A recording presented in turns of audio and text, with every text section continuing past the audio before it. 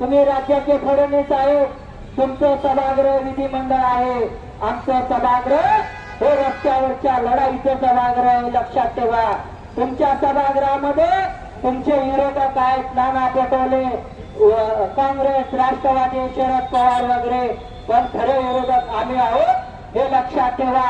आमच्या मागे तुम्ही ईडी सीबीआय असं काय लावू शकत नाही, कारण आम्ही तुम्हाला पुरून उडणारे आहोत. या ठिकाणी मी जास्त काय बोलणार नाही. शिक्षणाचा आमचा विषय आहे, शिक्षण मोफत आणि सक्तीचं झालं पाहिजे. जे सगळे जे कर्मचारी आहेत, कर्मचारी पद्धती, कॉन्ट्रॅक्ट पद्धती, तुम्ही कॉन्ट्रॅक्ट बेसवर देताय, तुम्ही अदानीचं कॉन्ट्रॅक्ट घेताय. हे जे मेट्रो आहे, हे मेट्रो सुद्धा प्रायव्हेट आहे. असे अनेक विषय आहेत आणि हे लोकांना मी चर्चेसाठी मी आव्हान करतो की तुम्ही सरकारच्या विरोधात बोला, सरकारच्या विरोधात लिहा.